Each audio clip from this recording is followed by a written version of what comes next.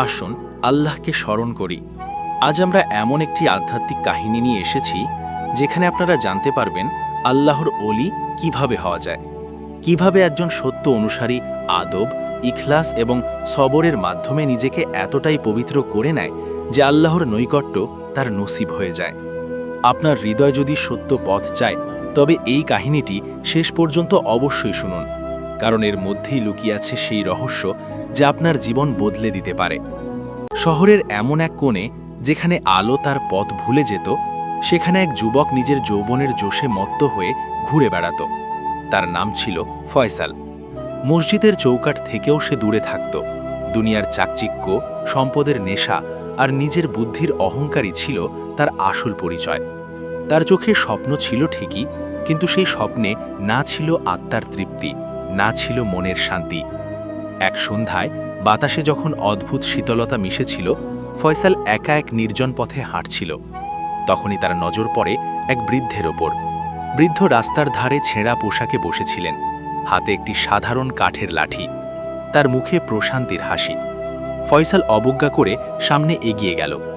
কিন্তু অদ্ভুত ব্যাপার, হাঁটতে হাঁটতে সে অনুভব করল যেন এক নরম আওয়াজ তার হৃদয়ের ভেতরে প্রতিধ্বনিত হচ্ছে, আদব করা শেখ, না হলে তুই কখনো আসল সাফল্য পাবি না। ফয়সাল মাথা ঝাড়া দিল, ভাবল মনের ভুল, কিন্তু মনের অস্থিরতা বেড়ে গেল। পায়ে অলসতা চলে এলো।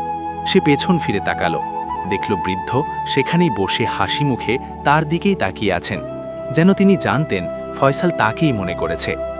সারা রাত ফয়সাল এপাশ ওপাশ করতে থাকল। মনের ভেতর এক অদ্ভুত আলোড়ন, যেন কোনো অজানা সত্য দরজায় কড়া নেড়েছে। পরের দিন যখন সে আবার সেই পথ দিয়ে যাচ্ছিল, বৃদ্ধ তখনও সেখানে উপস্থিত ছিলেন।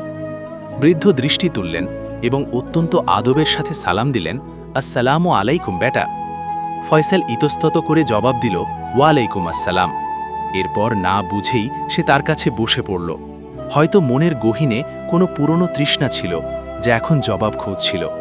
বৃদ্ধ নরম সুরে জিজ্ঞাসা করলেন, বেটা, তুমি খুশি? ফয়সাল মিথ্যা হাসির সাথে বলল, হ্যাঁ, খুব খুশি। টাকা আছে, খ্যাতি আছে, যা চেয়েছি তাই পেয়েছি।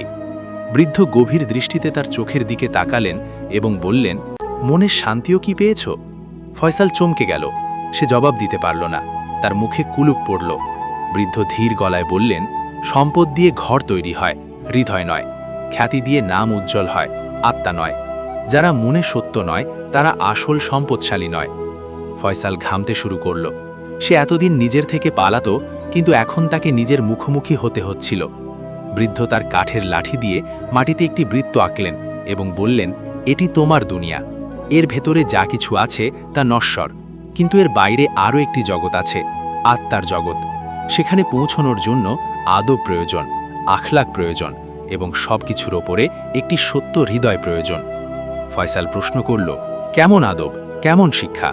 বৃদ্ধ হাসলেন, আল্লাহর অলিদের আদব। যাদের হৃদয়কে আল্লাহ নিজের নূর দিয়ে আলোকিত করেছেন, তাদের কদমে বসাই হল আত্মার শিক্ষা। ফয়সাল তো সব সময় ভাবত বই পড়ে নেওয়া বা দুনিয়া জিতে নেওয়াই হল জ্ঞান। আজ প্রথমবার সে অনুভব করল আসল জ্ঞান হৃদয় থেকে আসে।